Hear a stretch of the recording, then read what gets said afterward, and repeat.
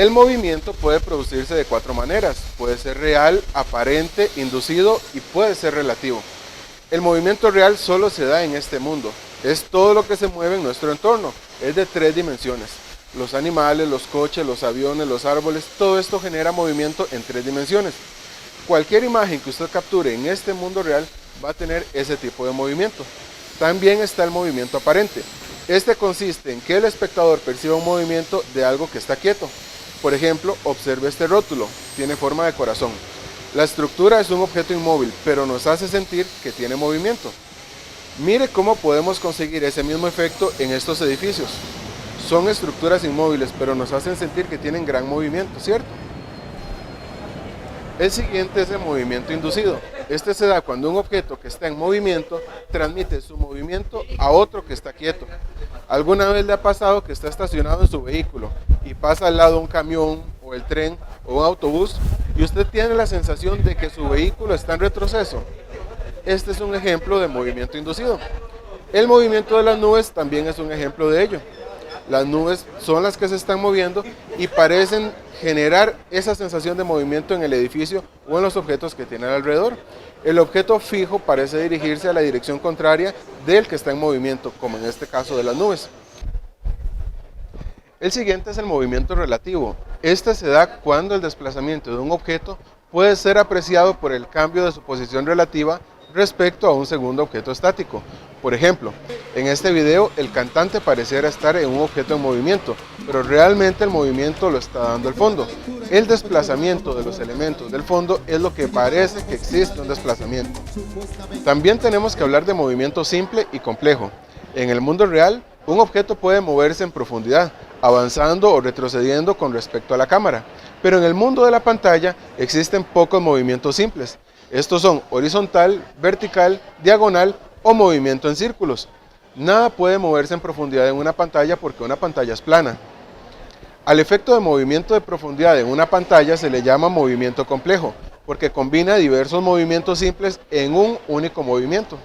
En el mundo real, un coche puede dirigirse en 3 dimensiones hacia la cámara, pero en el mundo de la pantalla, el coche no se mueve hacia el espectador. Es un efecto que se logra combinando diferentes movimientos. Hablemos entonces del mundo de la pantalla. Hay 3 cosas que pueden moverse. El primero de ellos es el objeto. Cualquier cosa que se mueva con respecto a los márgenes del encuadre es un objeto en movimiento. Todo objeto que se mueve traza un rastro. A este le conocemos como estela o huella del objeto móvil. El rastro se divide en 2, puede ser un rastro real o un rastro virtual. Un objeto puede moverse en limitadas direcciones en una pantalla, porque esta es bidimensional. Puede ser vertical, horizontal, diagonal o circular. Hay distintos tipos de movimiento. El primero puede ser curvo o recto. Cuando un objeto realiza un rastro recto o un movimiento lineal, se asocia con características como directo, agresivo, conservador, ordenado, artificial y rígido. Los rastros por movimientos curvos se asocian con lo indirecto, con lo confuso, con lo natural, con lo infantil, lo romántico, lo suave, lo seguro, lo no lineal y lo flexible. Tómelo en cuenta porque esto puede influir en la creación de estereotipos y de sensaciones en la producción. 2 elementos que se incluyen en un movimiento recto son la escala y la velocidad. La escala se refiere a la distancia que un objeto recorre en la pantalla. La distancia puede ser más larga o más corta según la relación con el encuadre. La velocidad se puede medir de 3 maneras. Puede ser lenta, rápida o normal. El espectador juzgará la velocidad de un objeto en relación con el encuadre. El segundo elemento que se puede mover es la cámara y se clasifica según la dirección de la velocidad y la escala. Según la dirección, la cámara puede moverse en 2 o 3 dimensiones. Puede hacerlo de forma panorámica horizontal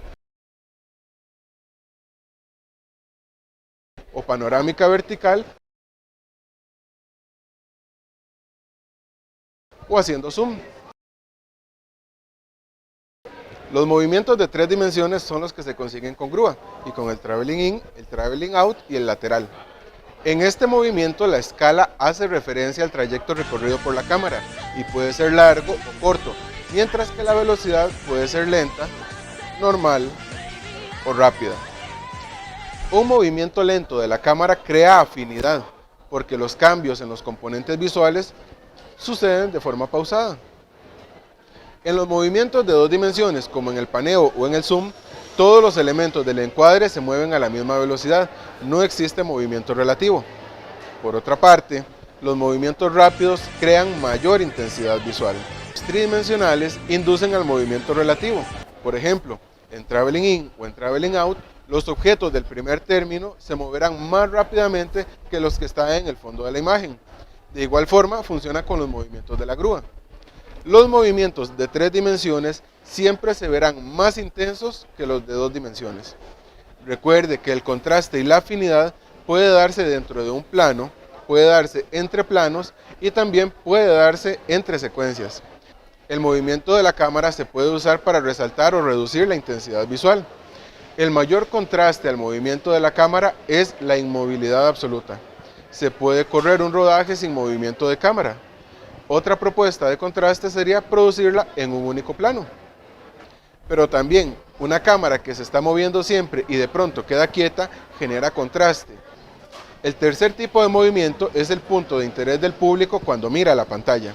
Las personas tenemos la capacidad de mirar muchos elementos juntos al mismo tiempo, lo que no quiere decir que nos estamos concentrando en uno de ellos. Mediante este tipo de movimiento logramos desplazar la mirada del espectador hacia una persona o hacia un objeto en concreto. De esta manera, el cineasta puede predecir y controlar hacia dónde va a dirigir la mirada del público. Lo primero que siempre va a llamar la atención de un espectador va a ser el movimiento. Lo segundo, si no existe movimiento, es el brillo. Se concentra en las zonas más luminosas del encuadre. Esto ya lo vimos en la clase anterior. Recordemos que la huella que deja el movimiento de un objeto se llama dirección y ese objeto es la mirada del público. Para mover el punto de atención entre objetos estáticos, el público suele elegir la ruta más corta. Por eso, siempre va a trazar líneas rectas. La escala hace referencia al punto de atención de la imagen en relación con los márgenes del encuadre. La mirada del espectador podría recorrer todo el encuadre o ser menor. Recuerde que el movimiento puede ser generado por los objetos, la cámara y el punto de interés del público. El concepto de contraste y afinidad también puede darse dentro de un plano, entre planos y entre secuencias.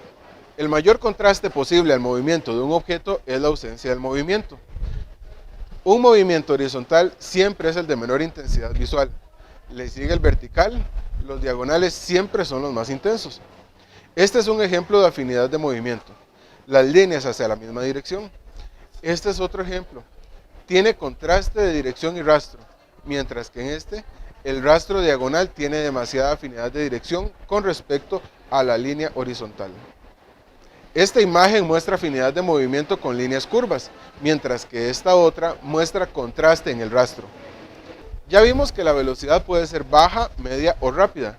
Cuando todos los elementos se mueven a la misma velocidad, se genera afinidad y la intensidad resulta menor.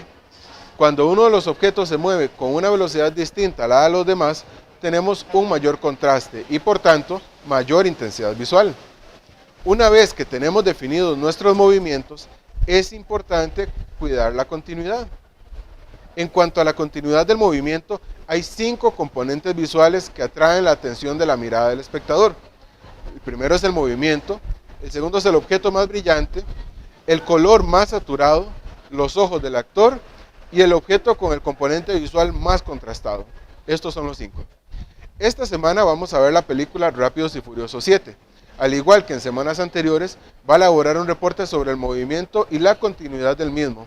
Hará capturas de pantalla de escenas donde muestren movimiento real, movimiento aparente, movimiento inducido, movimiento relativo, movimiento simple y complejo, movimiento propio del mundo en la pantalla. Esta semana además trabajaremos en el proyecto grupal. Le van a asignar contraste y afinidad en los tipos de movimiento y en la continuidad. Para aplicar la continuidad del movimiento les invito a estudiar el libro del curso, entre las páginas 194 y 205. Recuerde que estamos estudiando el capítulo 7. Nuevamente subirá un storyboard que ilustra el tipo de movimiento que harán en su proyecto, describiendo el uso de los movimientos analizados en la película y la continuidad de los mismos. ¿Tiene que incluirlos todos? Al menos la mitad. Puede que no incluya todos, pero le sugiero intentarlo. es su aprendizaje, es usted quien gana conocimiento para la vida. Nos vemos la próxima semana.